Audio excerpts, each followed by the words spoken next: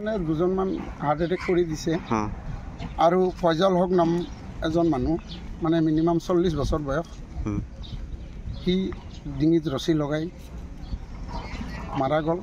এইটো খব যে যিটো ইহঁতে আজি 50-60 বছৰৰ পৰা এইটো ঠাইত বসবাস কৰি আছে আৰু এইটো হ'ল ৰেভিনিউ আচুডুবি ৰেভিনিউ ভিলেজ। এইটো এটা ষড়যন্ত্ৰ কৰি আপোনাৰ হেমন্ত বিশ্ব শৰ্মাই সমষ্টি কাটি পেলাই এই ৰেভিনিউ ভিলেজখনক পাইকান ফৰেষ্ট বুলি ঘোষণা কৰি দি তাৰ কাৰণে এতিয়া ল'ৰা ছোৱালী লৈ ক'ত যাব, ক'ত কি কৰিব। মানে এইবিলাক হ'ল নদী ভাঙা মানুহ আছিল, আগৰ পৰা আহিছে। এতিয়া সিহঁতৰ নদীয়ে মাটি লৈ গৈছে। যদি চৰকাৰখনৰ ইমান দায়িত্ব আছে তেনেহ'লে এই মানুহখিনিক আগত এটা সংস্থাপন ক'ৰবাত দিব লাগিছিল, মাটি জমা দিব লাগিছিল। 1 বিঘা নিদিয়া আধা বিঘা দিয়ক, আধা বিঘা নিদিয়া 1 পোৱা দিয়ক। তেনেকৈ সংস্থাপন দিয়াৰ পিছত এইটো এৰিয়াত এই বিদ্যাপাৰা বেতবাৰী অঞ্চলত JCB বলডোজাৰ লগাব লাগিছিল। কিন্তু এতিয়া আমি দেখিলোঁ যে আমাৰ মানে এটেক হৈছে খালি মুছলিমৰ ওপৰত। মানে যিটো অৰিজিনেলি পাইকান ব্লকৰ আণ্ডাৰত পৰে, পাইকান কিহত পৰে, সেইবিলাক ঘৰ ভাঙা নাই। তাতে হিন্দু মানুহ আছে, কোচ ৰাজবংশী আছে, ৰাভা মানুহ আছে।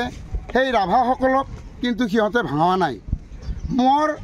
মোৰ ঘৰৰ পিছফালৰ পৰাই সেইটো বনাঞ্চল আৰু সেই বনাঞ্চলত কিমান মানুহ আছে এতিয়ালৈকে সিহঁতে কোনো ধৰণৰ নটিচ দিয়া নাই, কোনো একো দিয়া নাই আৰু ঘৰ ভঙাও নাই। যিটো এৰিয়া ৰেভিনিউ খাছ ইয়াতে কোনো ৰাভা, বড়ো, হিন্দু, কোচ ৰাজবংশী নাই। ইয়াতে অকল খালি মুছলিম মানুহখিনি আছে, ইয়াতে ভাঙি দিছে। আৰু এই চৰকাৰখনে টাৰ্গেট কৰি যে যাতে মুছলমানবিলাকৰ নেস্ত নাবুদ কৰিব পাৰিম, কিন্তু নোৱাৰিব। সকলৰ কাৰণেই ওপৰ মালিক আছে। মালিকে যেনেকৈ মাৰ পেটৰ পৰা উলিয়াই দিছে ধুনীয়াকৈ, তেনেকৈ খাদ্যও দিব, থাকিবলৈ বাসস্থান যদিও নাথাকে গাছৰ তলত হ'লেও মানুহ জীয়াই থাকিব। কিন্তু তুমি আমাৰ ঘৰ বাৰী ভাঙাই দি আমাক যে ক'তবা মানে অপদস্থ কৰি আছা, সেইটো ওপৰ মালিকে চাই আছে। আৰু তাতে যাই কোনো উকিল, কোনো মেজিষ্ট্ৰেট নালাগে, সি নিজে অকলেই বিচাৰ কৰিব। হেমন্ত বিশ্ব শৰ্মা, আপোনাক মই সকিয়ানি দিছোঁ, আপোনাৰ কি পৰিস্থিতি হ'ব আপুনি নিজেই নাজানে। আপোনাৰ মুখখনো বেকেৰা হৈ যাব, হাত লুলা লেঙেৰা হৈ যাব, আপুনি নিজৰ গু নিজে খাব লাগিব। এনেকুৱা এই মানে মানুহ হ'ল আশ্ৰাফুল মুখলুক। মানুহক যদি কষ্ট দিয়া আল্লাই কষ্ট পায়। আৰু সেইটো কথা আপুনি চিন্তা কৰি চাব। আপুনি ৰাজগদ্দিৰ কাৰণে এনেকৈ আপুনি বহুতক মানে মুছলমান মানুহক কষ্ট দি আছে।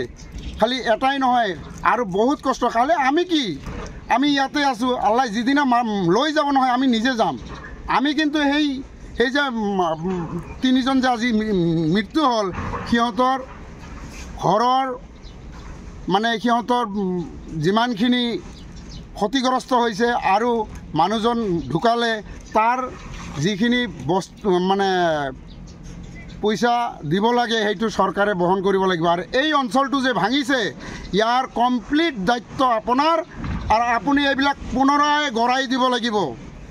যদি গৰাই নিদিয়ে তেনেহ'লে আপোনাৰ পৰিস্থিতি কি হয় চাওক। এই যে কেইদিনমান আগতে কৈছে যে আজি অসমীয়া খালি অসমীয়া হৈ নাথাকিল হয়, অসমীয়াক এই মিয়াসকলে লগ লাগি আজি অসমীয়া হৈ গৈছে। ছাৰ, যিকোনো খবৰৰ বাবে যোগাযোগ কৰক 7099017330 লগতে 7099017110 নম্বৰত।